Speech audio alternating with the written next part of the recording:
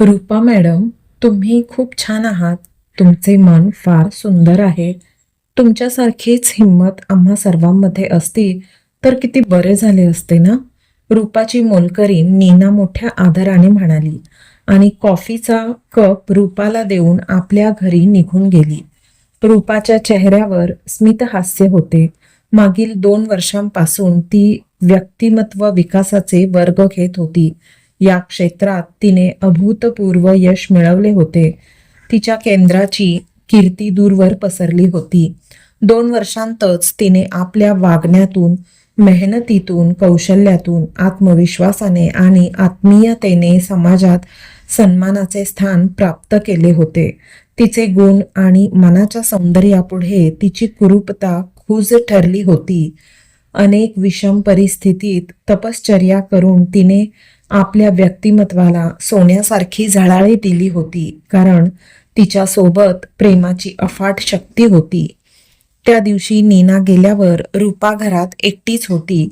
तिचा पती विशाल आणि वकील असलेले सासरे प्रमोद खटल्याच्या सुनावणीसाठी गेले होते. हातात कॉफीचा कप घेऊन सोफ्यावर बसलेल्या रूपाला तिच्या आयुष्यातील तो काळ काळ आठवला. तो एक एक क्षण तिच्या डोळ्यांसमोर उभा राहिला. तारुण्यातील ते दिवस रूपाला आठवले, जेव्हा अचानक एके दिवशी सामसूम रस्त्यावर रोहित तिचा रस्ता अडवत म्हणाला, "माझ्या प्रिये, तू दुसऱ्या कोणाची होऊ शकत नाहीस. तू फक्त माझा आहेस."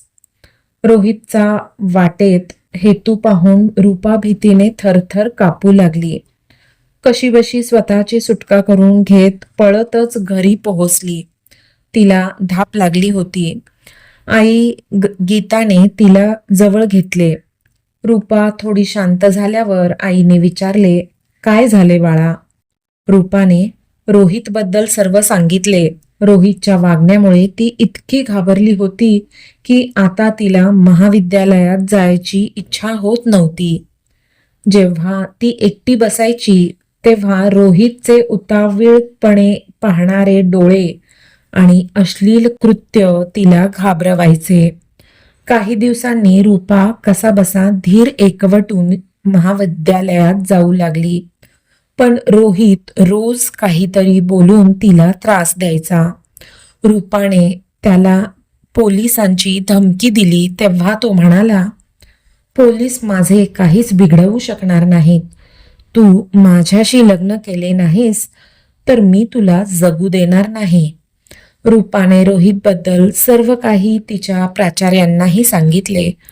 पण प्रकरण महाविद्यालयाच्या बाहेरचे असल्याने त्यांनी विशेष लक्ष दिले नाही. रूपाला तिच्या वडिलांची खूप आठवण यायची.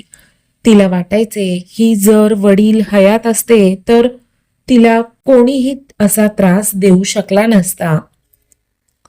रूपा आणि तिच्या आईला शांतपणे जगणे कठीण होत होते. अनेक अडचणींचा सामना करून रूपाने MA मानसशास्त्राची अंतिम परीक्षा दिली होती. एके दिवशी आई गीताने तिला लग्नासाठी विचारत सांगितले, "रूपा, माझ्या मैत्रिणीचा मुलगा विशाल चंदीगडला आहे. तो अभियंता आहे. खूप समजूतदार आहे. मी त्याचे स्थळ तुझ्यासाठी विचारू का?" रूपाने लगेच होकार दिला. तिलाही त्या गुंड रोहितपासून सुटका हवी होती. लग्नाची बोलणी झाली आणि लग्न ठरलेही. लग्नाचे गोड क्षण आठवताच रूपाच्या डोळ्यांत चमक आली. तिने कॉफीचा कप बाजूला ठेवला आणि सोफ्यावर झोपली. जुन्या आठवणी आकाशात उंच भरारी घेत होत्या. रूपा आणि विशालचे लग्न चंदीगड मध्ये मोठ्या थाटामाटात पार पडले. विशाल सारख्या हुशार, देखण्या, समजूतदार आणि प्रेमळ तरुणाचा सहवास लाभल्याने रूपा खूप आनंदी होती. जणू तिला आयुष्यातील सर्व सुख मिळाले होते. रूपा हळूहळू तिच्या नवीन प्रेमळ आयुष्यात रमून गेली. सासऱ्यांनाही ती खूप प्रिय होती. घरच्या सर्व जबाबदाऱ्या तिने उत्तम प्रकारे पेलल्या होत्या. तिच्या रूपाचे आणि गुणांचे सर्वच चाहते झाले होते. रूपाने विशालला रोहितबद्दल सर्व सांगितले होते. विशाल तिला समजावत म्हणाला, तू घाबरू नकोस रूपा, असे काही मूर्ख असतात, तू त्याला विसर, आता मी तुझ्यासोबत आहे. लग्नाला 3 वर्ष झाली होती. दरम्यान अनेक वेळा रूपा आणि चंदीगडहून लखनौला गेले होते, पण रोहित कधीच त्यांच्या समोर आला नाही. हळूहळू रूपा त्याला विसरली. तिला आयुष्य खूप सुंदर वाटू लागले होते. एके दिवशी रूपा पती विशाल सोबत लखनौच्या बाजारातून परतत होती. तेवढ्यात अचानक रोहितने तिच्या सुंदर चेहऱ्यावर ऍसिड फेकत म्हटले, आता दाखव विशालला तुझे हे रूप. रूपाचा सुंदर चेहरा क्षणार्धात जळून कुरूप झाला. रूपाचे रूप कुरूप होताच तिच्या सुंदर चेहऱ्यावर ऍसिड फेकणारा रोहित जिंकल्याप्रमाणे हसू लागला. हे सर्व पाहून विशालला धक्का बसला. त्याने लगेचच पोलिसांना फोन करून मदतीसाठी आरडाओरडा सुरू केला. काही वेळात लोक जमले. रोहितच्या हातात ऍसिडची बाटली होती, त्यामुळे भीतीने त्याच्याजवळ कोणी जात नव्हते. त्यानंतर पोलिसांनी येऊन त्याला पकडले. विशालने रूपाला रुग्णवाहिकेतून रुग्णालयात नेले. औपचारिकता पूर्ण झाल्यानंतर रूपावर उपचार सुरू झाले. तिच्या दोन्ही डोळ्यांच्या बाहुल्या दिसत नव्हत्या. चेहरा इतका खराब झाला होता की डॉक्टरांनी विशाललाही तिला पाहू दिले नाही. रूपाला अतिदक्षता विभागात ठेवण्यात आले होते. 2 दिवसांनी रूपाची आई गीता आणि विशालला रूपाला भेटण्याची परवानगी मिळाली. तेव्हा तिला पाहून आई किंचाळली. ऍसिड फेकण्याचा अक्षम्य गुन्हा करणाऱ्या रोहितबद्दल तिच्या मनात संतापाची आग धगधगू लागली. तब्बल 2.5 महिन्यानंतर रूपाला रुग्णालयातून घरी जायची परवानगी मिळाली. पण उपचार संपले नव्हते. तिला ना दृष्टी होती ना रूप. तिच्यावर आणखी अनेक शस्त्रक्रिया कराव्या लागल्या. विशाल रूपाला घेऊन चंदीगडला परतला. तिथे तिच्या डोळ्यांवर आणि चेहऱ्यावर अनेक शस्त्रक्रिया झाल्या. हळूहळू तिची दृष्टी परत आली. या घटनेनंतर रूपाने पहिल्यांदा जग पाहिले. तेव्हा तिच्या आनंदाला पारावार उरला नाही. मात्र स्वतःचा चेहरा पाहून ती किंचाळली. स्वतःचे भूत आरशात पाहिल्यासारखे तिला वाटले. तिने विशालला मिठी मारली आणि मोठ्याने ओरडली, विशाल, या कुरूप चेहऱ्याने मी तुझे आयुष्य खराब करू शकत नाही. मला जगायचे नाही. माझ्यावर इतके प्रेम करू नकोस. विशालचे डोळे पाणावणार होते, पण त्याने कसेबसे अश्रू रोखले. रूपाला त्याने प्रेमाने मिठी मारली आणि म्हणाला, रूपा, तू माझी धाडसी पत्नी आहेस. तू माझे जीवन आहेस. तुझ्याशिवाय माझे अस्तित्व नाही. मी तुझ्यावर प्रेम करतो, फक्त तुझ्या रूपावर नाही. तू अशी हरून गेलीस तर माझे काय होईल? आपल्या कुरूप चेहऱ्यावर विशालच्या ओठांचा स्पर्श होताच तिला अधिकच रडू आले. तिचे हुंदके थांबत नव्हते. विशालच्या निस्वार्थी प्रेमात आकंठ बुडून ती आपल्या कुरूपतेला दोष देत होती. ऍसिडमुळे केवळ तिचा चेहराच नाही तर विशालचा आनंदही जळून खाक झाला होता. आपला भीतीदायक चेहरा पाहून रूपा दिवसेंदिवस अधिकच निराश होत होती. एवढी कुरूपता, विद्रूपता पाहून तिच्या मनाला खूप वेदना होत होत्या. जेव्हा ती लोकांना तिच्याकडे टक लावून बघताना पाहायची तेव्हा तिला असे वाटायचे की जणू सर्वच तिची कुरूपता पाहून घाबरले आहेत. प्रत्येक नजर तिचे मन हेलावून टाकत होती.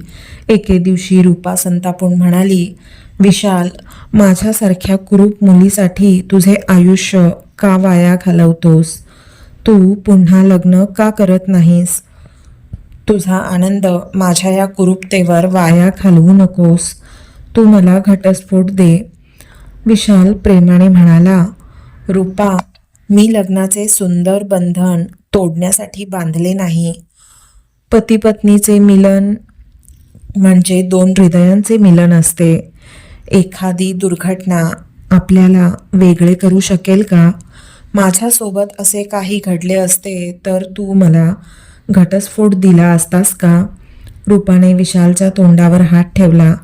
तिच्या डोळ्यांतून प्रेमाने अश्रू वाहू लागले. विशालचा त्याग आणि प्रेम पाहून तिचे मन धन्य झाले.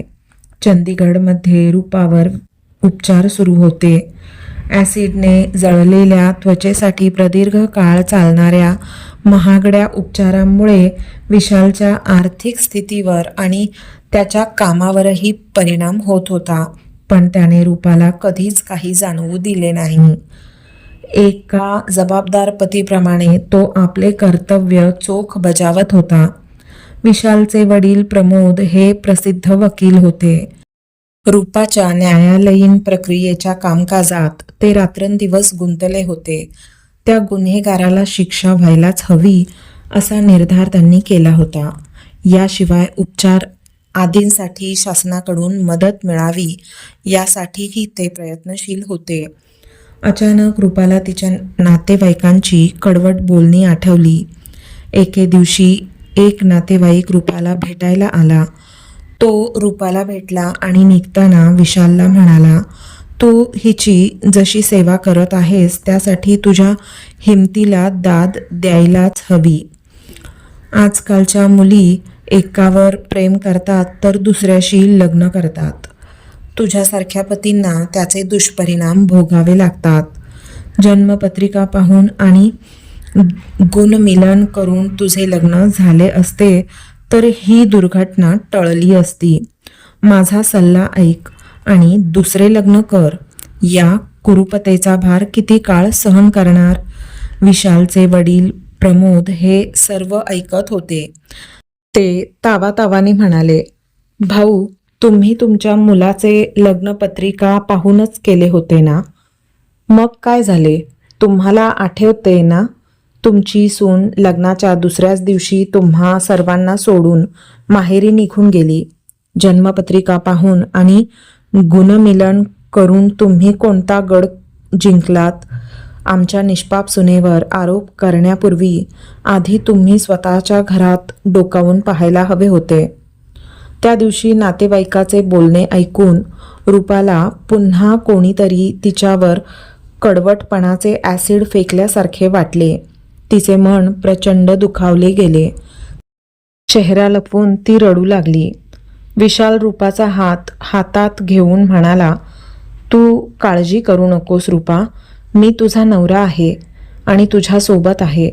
कुणी असे निरर्थक बोलतो तेव्हा वाटते की त्याचे तोंड फोडून टाकावे, पण हा यावरचा उपाय नाही. जोपर्यंत महिलांना समाजात मानाचे स्थान मिळत नाही तोपर्यंत ही परिस्थिती अशीच राहणार.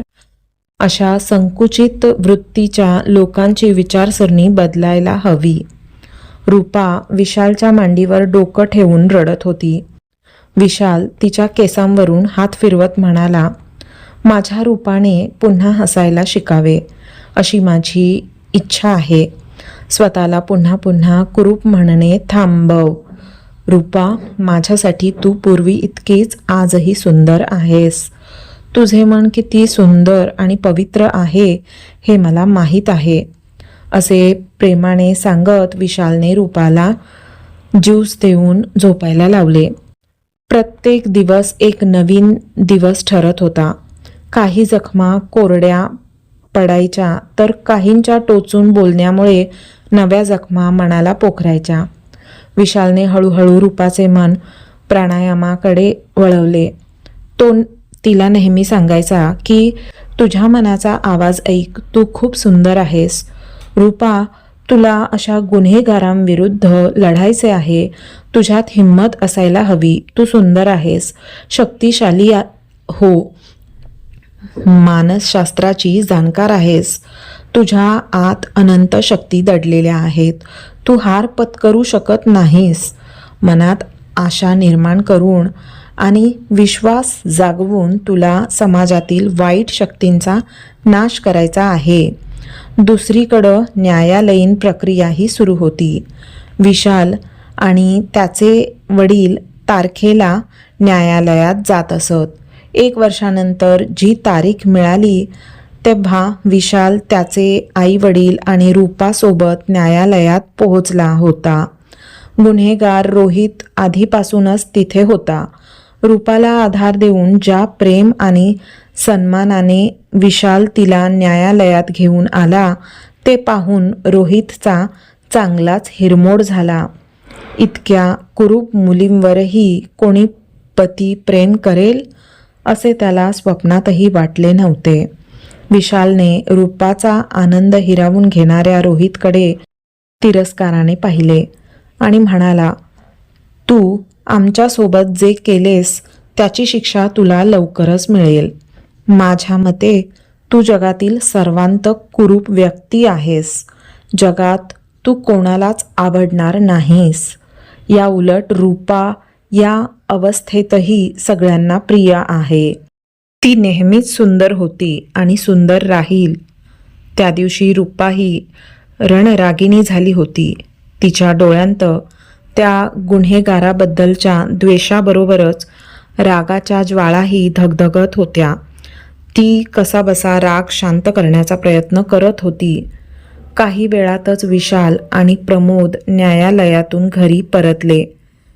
ते खूप आनंदी होते कारण रूपा जिंकली होती. त्या गुन्हेगाराला जन्मठेपेची शिक्षा सुनावण्यात आली होती. तर मित्रांनो, आजची ही प्रेरणादायी कथा तुम्हा सर्वांना कशी वाटली हे कमेंट करायला विसरू नका आणि अशाच नवनवीन कथांसाठी आपल्या चॅनेलला सबस्क्राईब करा. धन्यवाद.